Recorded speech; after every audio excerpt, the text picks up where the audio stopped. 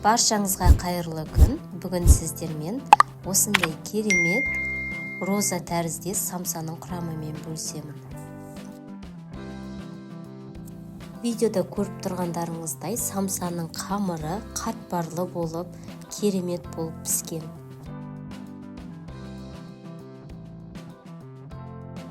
Келесі таза ыдысымызға 250 мг жылы суды құямыз және оның үстіне 1 шай қасық тұзды салып, қасықпен ергенше араластырамыз. Содан кейін 2 жұмыртқамызды жаңағы судың үстіне саламыз да венчикпен 1 елкі болғанға дейін араластырамыз. 600 грамм ұнды жаңағы консистенцияның үстіне 2 бөлікке бөле отырып саламыз да жұмсақ қамыр илейміз.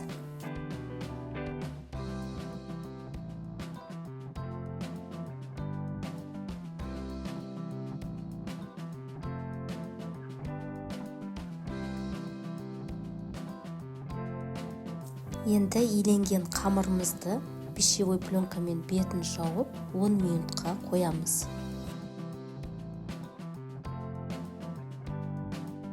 Енді самсаның салмасын дайындаймыз. Ол үшін бізге 500 грамм фарш, дәміне қарай тұз, қара бұрышты себеміз. Содан кейін 3 дана сарымсақты 4 бұрыштап турап саламыз. Оны жақсылап араластырып болу керек. Келесі ие қанған қамырымызды осылай илеп аламыз да, оны біз 3 бөлікке бөлеміз. Қамырдың 3-ке бөлінген бөліктерін видеодағыдай дөңгелетіп аламыз да, 2 бөлігін осылай пищевой пленкамен бетін жауып қоямыз және де 3-ші бөлігін жаямыз. Қамырдың бетіне құрғақ ұнымызды себе отырып, 1 елкі болғанға дейін жаямыз. Қамырдың 3 бөлігінде 1 елкі етіп жаямыз. Қамырды осылай видеодағыдай етіп жаямыз. Енді қамырдың бетіне ерітілген сары майымызды 1 елкі етіп жағып шығамыз.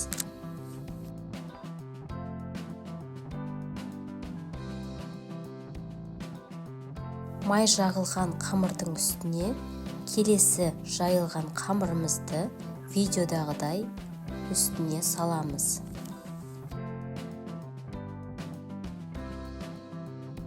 Келесі екінші қамырдың бетіне де сары майымызды 1 елкі қылып жағып шығамыз.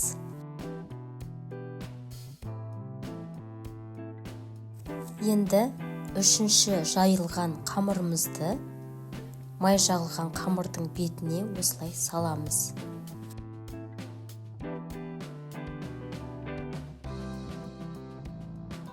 Келесі дайын болған қамырды видеодағыдай шетінен бастап орап шығамыз.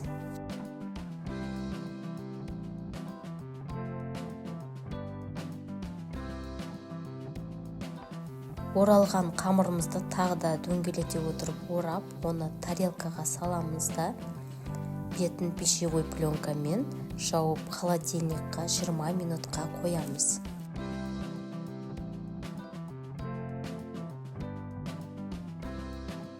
Енді дайын болған қамырымызды аламыз, оны видеодағыдай бірнеше бөлікке бөліп шығамыз.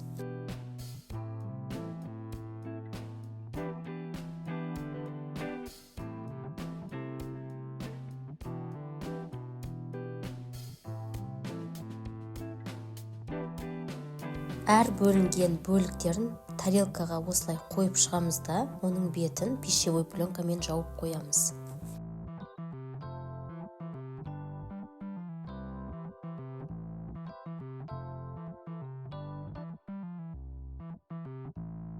Бөлінген қамырдың 1 бөлігін алып, оқтаумен дөңгелете отырып жаямыз. Егер оқтауға жабысып жатса, аздап құрғақ ұн себуге болады.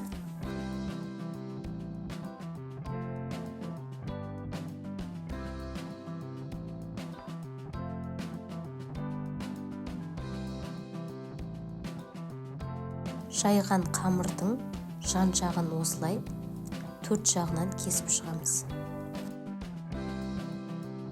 Енді жайған қамырдың ортасына жаңаға дайындап қойған салмамызды саламыз.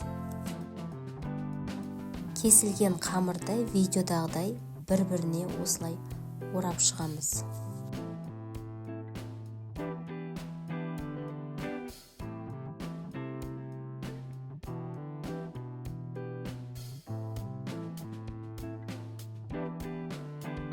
Міне достар, самсамыз кәдімгі роза тәріздес болды. Келесі қамырдың бөліктерін видеодағыдай жасаймыз.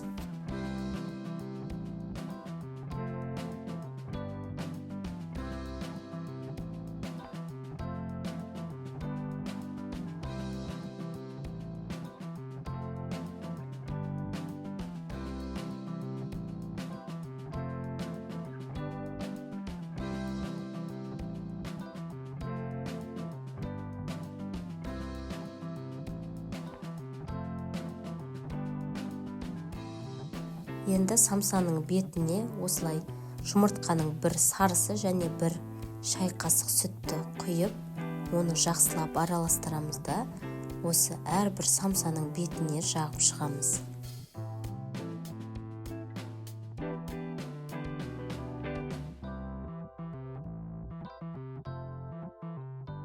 Келесі самсаның бетіне мен осындай ақ күнжітті сеуіп шығамын. Қара күнжітті де себуге болады.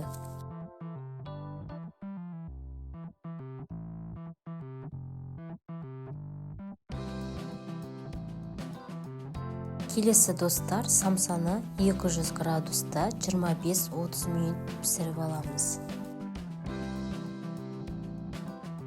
Міне достар, біздің самсамыз дайын. Видеода көріп тұрғандарыңыздай формасы роза тәріздес болған, дәмі өте керемет дәмді болып шыққан. Достар, мені қолдап және де маған тіркелуді ұмытпаңыздар. Менің әрбір видеомды достарыңызбен және таныстарыңызбен бөлісуді ұмытпаңыздар.